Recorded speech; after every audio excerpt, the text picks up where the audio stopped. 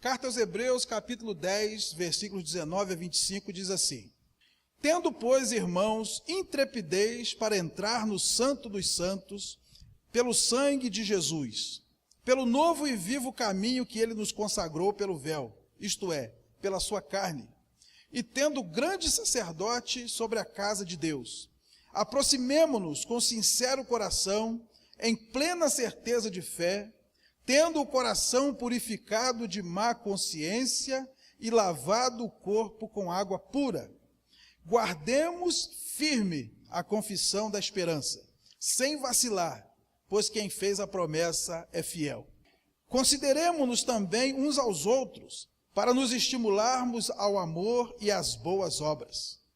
Não deixemos de congregar-nos, como é costume de alguns, antes façamos admoestações, e tanto mais, quanto vedes que o dia se aproxima. Feche seus olhos, querido, vamos orar. Senhor, nós te louvamos, nós te glorificamos, nós te agradecemos pelo privilégio de estarmos na tua presença, pela bênção de reencontrarmos nossos irmãos aqui nessa casa de oração, podermos glorificar o teu nome, podermos dobrar nossos joelhos, orar ao Senhor e saber que o Senhor está atento a tudo que acontece aqui. O Senhor conhece a nossa vida em detalhes e o Senhor prometeu que cuidaria de nós, que estaria conosco todos os dias. E nós percebemos isso na nossa caminhada e te agradecemos, nosso Deus.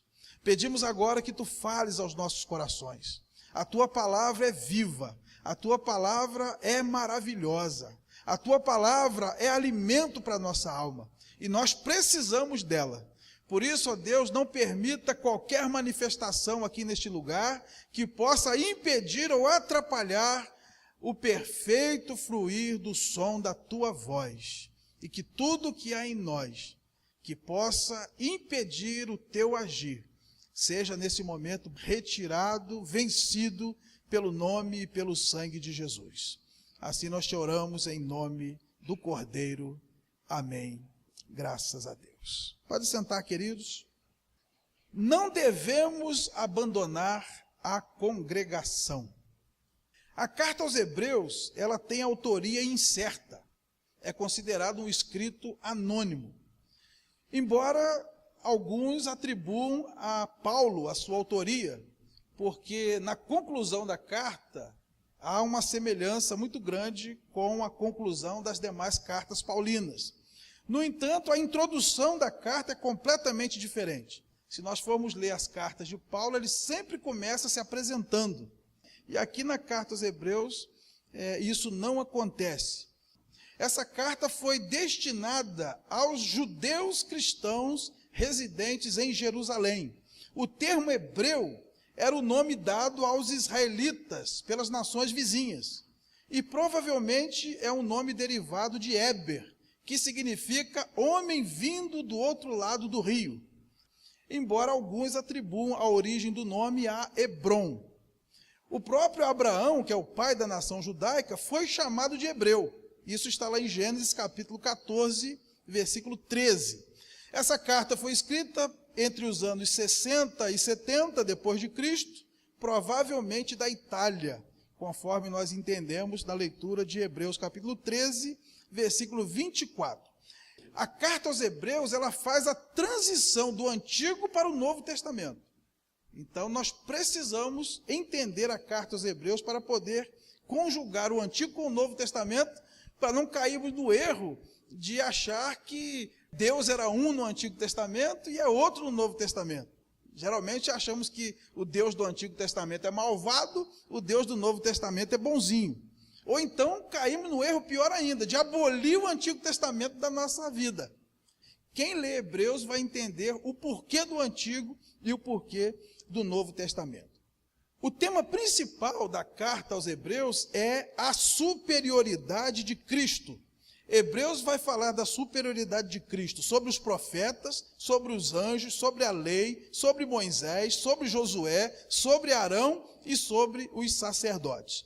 Nesse texto que nós lemos, o escritor nos conclama, como povo de Deus, a vivermos congregados. À luz dessa superioridade de Cristo, e de tudo que Cristo fez pela igreja, nós devemos nos congregar, viver em comunhão, porque isso é um dos maiores benefícios trazidos pela salvação em Cristo Jesus. Em primeiro lugar, congregar é um privilégio e não uma obrigação. Isso nós podemos ler nos versos 19 ao verso 21. Tendo, pois, irmãos, intrepidez para entrar no Santo dos Santos, pelo sangue de Jesus, pelo novo e vivo caminho que ele nos consagrou pelo véu, isto é, pela sua carne, e tendo grande sacerdote sobre a casa de Deus. Irmãos, uma das piores coisas que a religião fez para o ser humano foi transformar o ajuntamento solene em obrigação.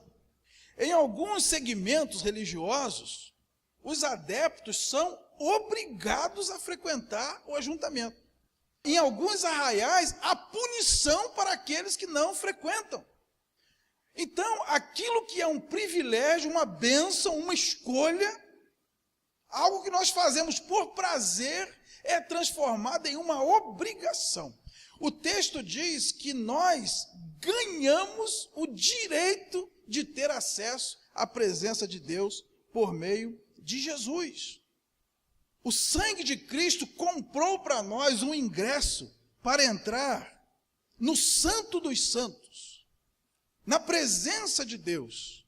E isso é um privilégio.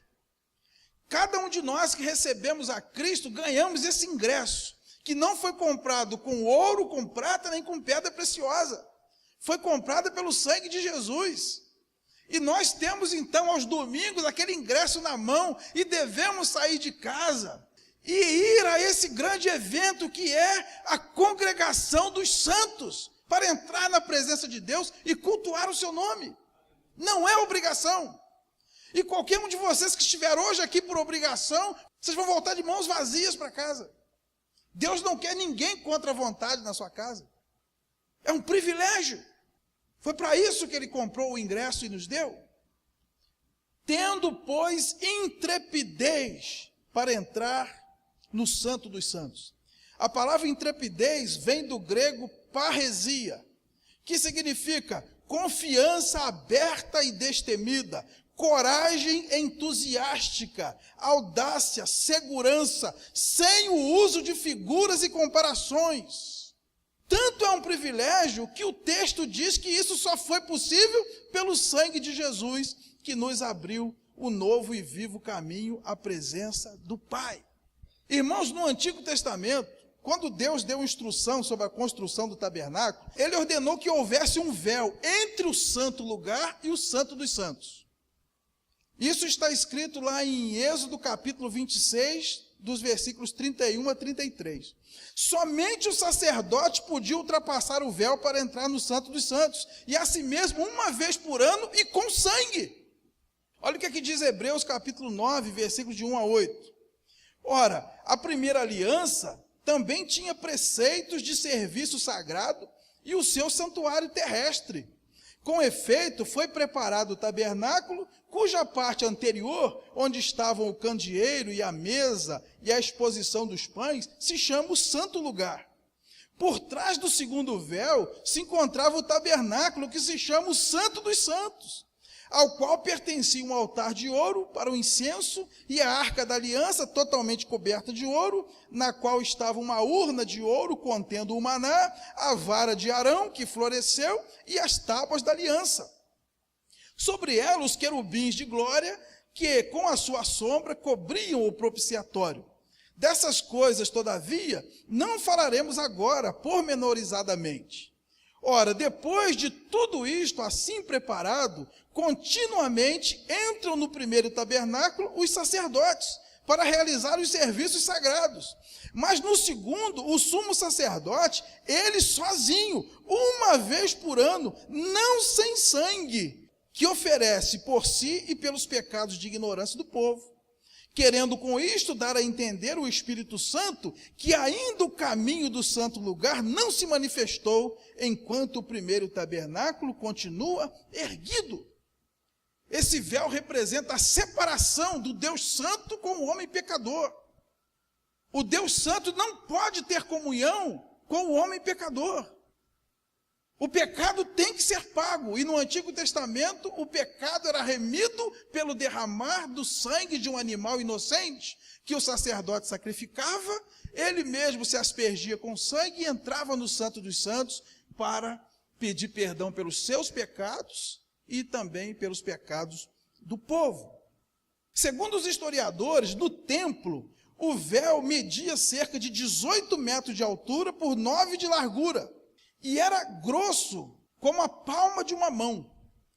Flávio Joséfo chega a dizer que a grossura do véu, que era tecido com 72 dobras, cada dobra com 22 fios, esse véu não arrebentava nem se ele fosse puxado por 2 cavalos, um de um lado e um do outro, representando o tamanho da separação entre o homem e Deus. E o que acontece, irmãos? Quando Jesus entrega a sua vida por nós na cruz, lá em Lucas 23, de 44 a 46, vai dizer que o véu do templo foi rasgado do alto a baixo. O sangue de Jesus foi o preço da remoção do obstáculo entre o Deus Santo e o homem pecador. Com isto, Cristo nos concedeu o privilégio de viver em comunhão com Deus e viver em comunhão com nossos irmãos. Ele rasgou o véu da separação e entrou no Santo dos Santos, uma vez por todas, como nosso sumo sacerdote eterno, conforme nós lemos aí em Hebreus capítulo 9, de 11 a 15. Quando, porém, veio Cristo, como sumo sacerdote dos bens já realizados, mediante o maior e mais perfeito tabernáculo, não feito por mãos, quer dizer, não desta criação, não por meio de sangue de bode e de bezerros, mas pelo seu próprio sangue, entrou no Santo dos Santos, uma vez por todas, tendo obtido eterna redenção. Portanto, se o sangue de bodes e de touros e a cinza de uma novilha, aspergidos sobre os contaminados, os santificam, quanto à purificação da carne, muito mais o sangue de Cristo, que pelo Espírito eterno a si mesmo se ofereceu sem mácula a Deus, purificará a nossa consciência de obras mortas para servirmos ao Deus vivo. Por isso mesmo, Ele é o mediador da nova aliança, a fim de que, intervindo a morte para a remissão das transgressões que havia sobre a primeira aliança, recebam a promessa da eterna herança aqueles que têm sido chamados. Congregar não é uma obrigação, congregar é um privilégio. Toda vez que a gente deixa de congregar, nós estamos perdendo uma bênção. Nós estamos deixando de usar o ingresso que foi comprado por alto preço. Se alguém ganhasse o ingresso para o Roberto Carlos, para o Fla-Flu, para uma peça de teatro com um ator famoso, se alguém ganhasse o ingresso e simplesmente não fosse, todo mundo ia dizer, pô, mas que imbecil, que idiota, que burro, deixou o ingresso lá e não foi. Nós ganhamos o ingresso comprado com sangue, que vale mais do que todo o ouro do mundo, e podemos vir aqui no Santo dos Santos, junto com nossos irmãos em congregação, adorar a Deus, e nós ficamos em casa. Quanto espaço vazio nos bancos? Porque as pessoas não entendem o valor de estar na presença de Deus, de estar em comunhão com os outros irmãos. Portanto, muito mais do que uma obrigação, congregar-nos para servir a Deus e a nossos irmãos é um privilégio comprado por um alto preço. Em segundo lugar, congregar com qualidade exige certas condições. Olha o que diz Hebreus 10, 22 e 23. Aproximemo-nos com sincero coração, em plena certeza de fé, tendo o coração purificado de má consciência e lavado o corpo com água pura. Guardemos firme a confissão da esperança, sem vacilar, pois quem fez a promessa é fiel. Irmãos, quando Paulo escreveu aos Coríntios, lá no capítulo 11, versículo 17, ele diz assim, olha, vós vos reunis para pior e não para melhor. Então, é possível a igreja congregar-se e, ao invés de ser abençoada, ela ser entristecida. Pode acontecer, porque é uma comunidade de pecadores. Mas o normal é que nós saiamos de casa aborrecidos, cheguemos na igreja e voltemos para casa alegres, abençoados, alimentados pela palavra. Então, mesmo quando temos a convicção e o desejo de congregar, nós precisamos saber que a congregação deve ser de qualidade. E para isso nós precisamos cumprir algumas condições. Aqui no texto traz algumas condições. Primeira coisa que ele fala aqui: aproximemo-nos com sincero coração. Sincero vem do grego aletinos, que significa verdadeiro, verídico. No latim, a palavra sincero vem da junção de duas palavras, sine e cera, que literalmente significa sem cera. Era comum os mercadores cobrirem as imperfeições das peças com cera, uma cera especial de abelha. Rachadura na madeira, rachadura nos vasos, e eles botavam cera, pintavam, aquilo ficava perfeito. O camarada ia embora achando que comprou uma peça valiosíssima, pagou caro, mas quando o sol batia naquela peça, a cera derretia, e então apareciam os buracos. Quando a Bíblia diz que nós devemos nos congregar com um coração sincero, é isso mesmo que ela está falando, um coração sem cera, sem hipocrisia. Nós não temos que tapar as rachaduras com cera, para que as pessoas vejam que está tudo bem, porque mais dia menos dia o sol vai bater, a cera vai derreter e os buracos vão aparecer. O relacionamento entre os crentes deve ser sincero. Devemos mostrar aquilo que realmente somos, aquilo que realmente sentimos, e pedir para que Deus restaure nossas imperfeições, e não tapar com cera, simplesmente para que elas não apareçam. E elas não aparecendo, nós não damos a oportunidade nem a Deus, nem aos nossos irmãos, de abençoarem as nossas vidas. Segundo requisito, plena certeza de fé, que significa completa segurança, plena confiança.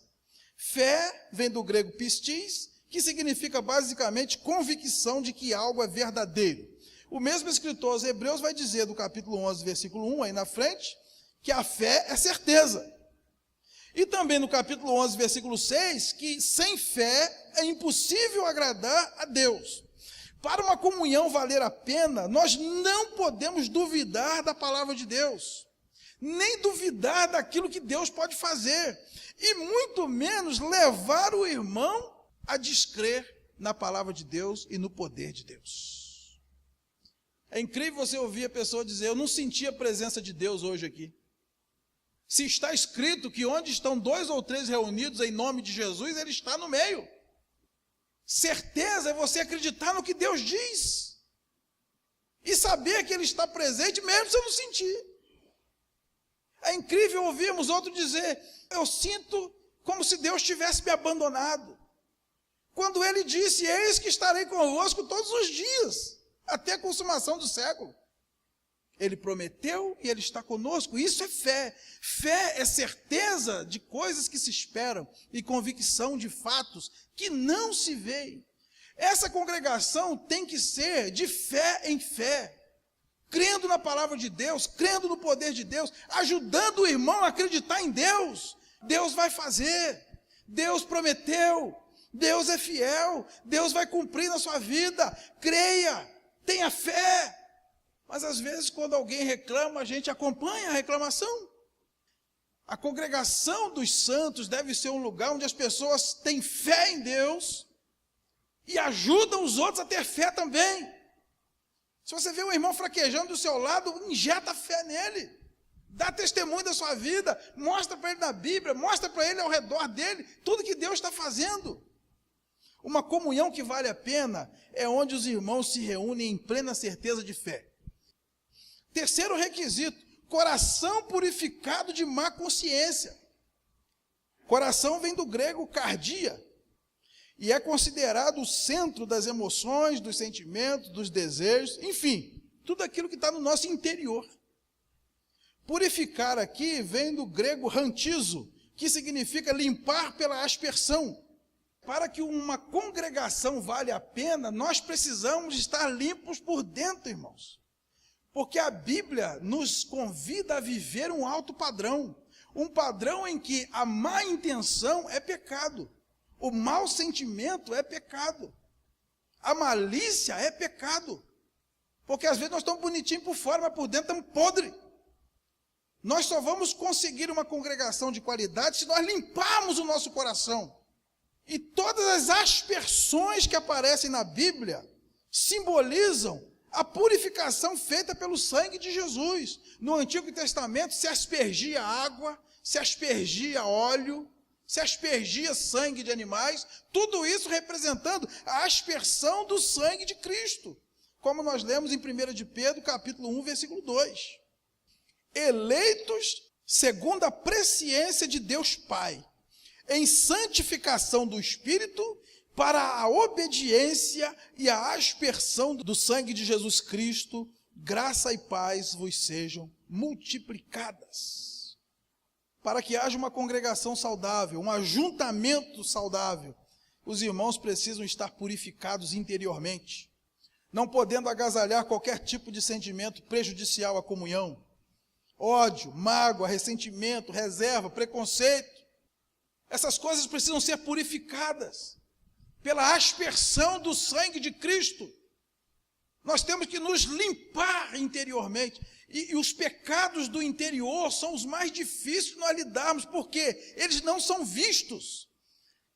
Vamos pedir a Deus para purificar o nosso coração, nossos desejos, nossos sentimentos, nossas intenções. E Ele pode fazer isso. Em 1 de João, capítulo 1, versículo 9, diz: se confessarmos os nossos pecados, Ele é fiel e justo para nos perdoar os pecados e nos purificar de toda injustiça. Em quarto lugar, lavado o corpo com água pura. O termo corpo vem do grego soma e nos remete ao que é exterior. O termo lavar aqui vem do grego luo, que significa banhar para retirar as impurezas. Esse termo é usado em Tito, capítulo 3, versículo 5, onde está escrito que Ele nos salvou mediante o lavar renovador e regenerador do Espírito Santo.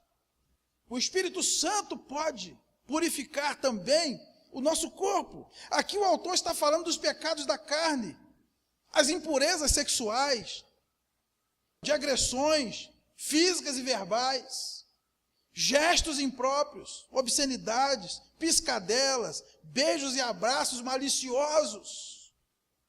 A maioria dos pecados são cometidos por meio do corpo. Quem é que vai querer congregar num ambiente onde o pecado corre à torta e à direita? E o último requisito que ele coloca, uma firme confissão da esperança. A palavra firme vem do grego kateco, que significa manter amarrado, não deixar ir. Confissão vem do grego homologia, é uma palavra que nós convivemos com ela diariamente, homologar, é assinar embaixo. Esperança vem do grego eupis, significa expectativa confiante naquilo que se espera. Lá em Hebreus capítulo 6, 18 a 19, o mesmo escritor diz que a esperança é a âncora da alma. Em 1 de Pedro 3,15 diz que devemos estar sempre prontos para responder a quem nos pedir a razão da nossa esperança. E a razão da nossa esperança não é o otimismo, não é o pensamento positivo, é o caráter daquele que fez a promessa. Por que nós guardamos firmes a confissão da esperança, sem vacilar? Porque quem fez a promessa é fiel. Conforme está escrito lá em Tito, capítulo 1, versículo 2. Na esperança da vida eterna, que o Deus que não pode mentir prometeu antes dos tempos eternos. Para que a congregação valha a pena, nós precisamos viver e ajudar nossos irmãos a viverem na esperança da vida eterna. Deus prometeu que vai nos levar para morar com Ele. Ou ele vai nos arrebatar, estando nós ainda vivos, ou então, depois da nossa morte, ele vai nos ressuscitar primeiro, após as trombetas do juízo. E nós passaremos a eternidade ao lado dele. Nós temos que ter essa esperança, temos que viver olhando para cima. Temos que parar de sermos mundanos, vivendo a vida somente querendo ganhar dinheiro e juntar patrimônio, e viver os prazeres do mundo. Essa vida vai acabar e vai acabar logo. A nossa esperança está em Cristo.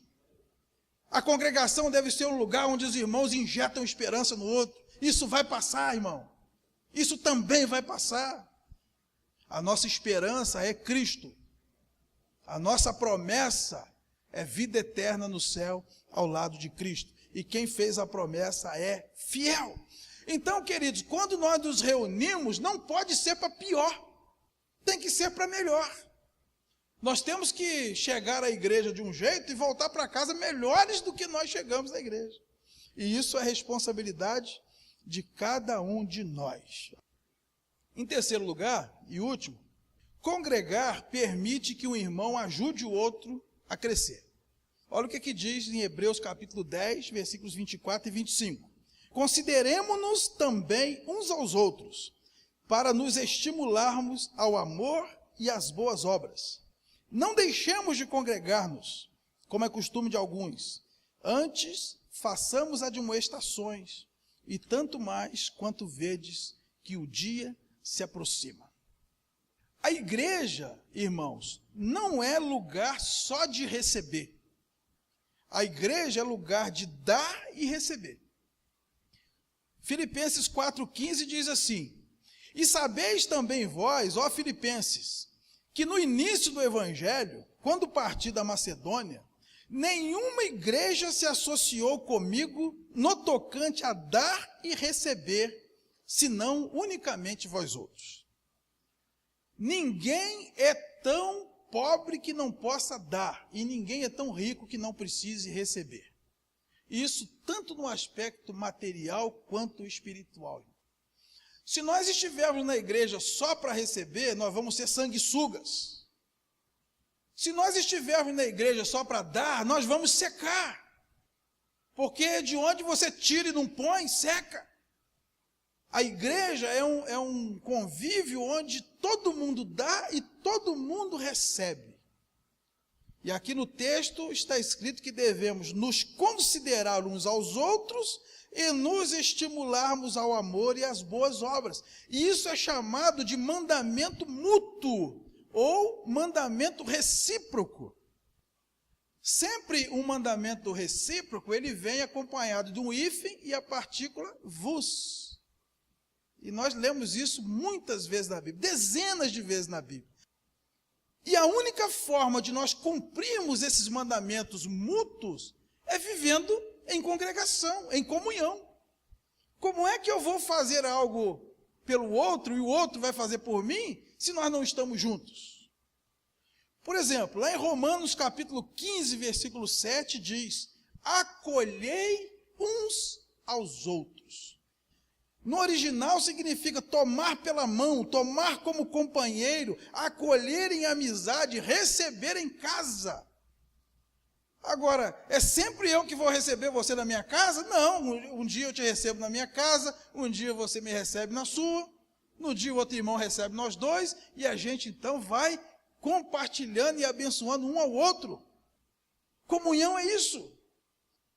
Lá em Tiago 5,16 vai dizer: confessai os vossos pecados uns aos outros. Se nós não confessarmos os nossos pecados uns aos outros, nós não somos curados. Porque a Bíblia diz: se confessar a Deus, está perdoado. Mas a cura só vem quando a gente compartilha. Senão Deus perdoa, mas a gente continua com a culpa. A gente continua não se perdoando. Ainda em Tiago 5,16, outro mandamento que é recíproco: orai uns pelos outros. Orar, no grego, é eukomai, que significa pedir ou interceder por alguém, obviamente diante de Deus. Já pensou se nós realmente orássemos uns pelos outros, o tanto que nós falamos que vamos orar? Orar uns pelos outros, irmãos, é uma bênção, e nós devemos fazer isso. 1 de Pedro 4,10 diz que nós devemos servir uns aos outros. Servir no grego é diaconel. Significa ser um servo, atender, ministrar as necessidades.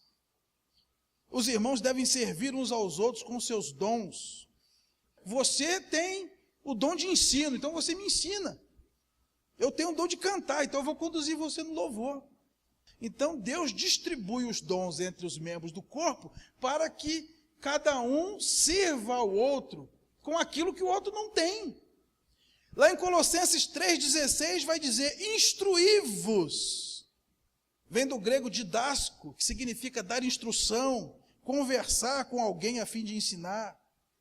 Instruir é pegar na mão, ensinar o beabá. Didática é você pegar pela mão com toda a paciência, ensinar, instruir. Em João 15,12 diz, amai-vos. E o amor aqui é ágape. É amor do tipo daquele com que Deus nos ama. Em João 3,16, Deus amou o mundo de tal maneira que deu o seu Filho unigênito para que todo aquele que dele crê não pereça, mas tenha a vida eterna. É o amor sacrificial, o amor disposto a dar a própria vida em favor da pessoa amada. Isso é mandamento, irmãos. Está no imperativo. Amai-vos. Entregue a sua vida pelo outro. Só a congregação pode propiciar isso. Vivermos em comunhão dessa forma. Segundo aos Coríntios 13:11, aperfeiçoai-vos. No original significa preparar, equipar, completar. Em 1 Tessalonicenses 5:11, edificai-vos, que significa erigir uma construção, fundamentar, promover crescimento. Se o nosso irmão não cresce espiritualmente, é culpa de quem? Se a Bíblia diz, edificai-vos uns aos outros. Um faça o outro crescer. Se o irmão não está crescendo, é culpa nossa. Alguém me fez crescer. Alguém investiu em mim, me ensinou, caminhou comigo. E eu não estou fazendo isso pelo meu irmão. Uma criança, por exemplo, ela não pode ser responsabilizada por não estar crescendo. Ela não sabe providenciar sua própria comida. Alguém tem que estar na boca dela. Demora até que uma pessoa consiga promover seu próprio crescimento. Por muito tempo nós teremos que ajudá-la a crescer. Hebreus capítulo 3, versículo 13. Exortai-vos. Muitas vezes também é traduzido como consolai-vos. Aí vem do grego paracaléu, que tem a mesma raiz do paráclito. Consolador, o Espírito Santo. Então, exortar significa encorajar, fortalecer pela consolação. Bem diferente da tradução que nós conhecemos, né? Que exortar significa dar bronca. Então, exortar é você incentivar o irmão mediante o consolo para que ele se fortaleça. Efésios capítulo 4, versículo 32. Perdoai-vos. Do grego carizomai. A raiz é caris, que se traduz como graça. Perdoar é tratar com graça, é fazer um favor, é restaurar graciosamente o outro. É na congregação, é na comunhão que nós vivemos esse lema, irmãos. Todo mundo merece mais uma chance. Todos nós aqui, irmãos, somos filhos da oportunidade. Nós erramos, Deus nos levantou. Não há um pecador que ele não possa perdoar. Não há pecado ou culpa maior que o seu amor. Nada e ninguém poderá nos separar do amor de Deus, que está em Cristo Jesus. Então nós temos que perdoar um ao outro. E por último, Efésios 4:2. Suportai-vos, do grego anekomai, que significa levantar, sustentar, carregar. Muito diferente da tradução aturar, que nós muitas vezes usamos. Suportar um ao outro não é aturar um ao outro até Jesus voltar, não. Suportar é o que nós conhecemos, dar suporte. E a Bíblia diz que quanto mais o dia do Senhor se aproxima e as coisas vão ficando piores, maior é a necessidade de estarmos juntos, ajudando uns aos outros, para que todos perseverem até o fim. O texto, ele termina com uma má notícia. Em Hebreus 10, 25 vai dizer: não deixemos de congregar-nos, como é costume de alguns. Existem alguns que têm por hábito não congregar. Atualmente nós vemos crescer o número dos desigrejados, que preferem pertencer à igreja Cristo em Casa. É bem conveniente. Não precisa contribuir, não precisa conviver com os defeitos dos irmãos, não precisa dar satisfação da sua vida para ninguém. Infelizmente, o ser humano tende a imitar os maus exemplos. Ah, pastor não vai, também não vou. Presbítero não vai, também não vou. Irmão fulano não vai, também não vou. Mas se nós olharmos para o lado, irmãos, nós vamos ver os bons exemplos. Vir congregar é um privilégio, não é uma obrigação. Ele está com o ingresso no bolso, está pago. E o espetáculo é maravilhoso. Só não vem se não quiser. Se ele não quer, o máximo que nós podemos fazer é tentar ajudá-lo. Porque o texto diz que, além de tudo, congregar é urgente, porque o dia se aproxima. Vamos ficar de pé, queridos.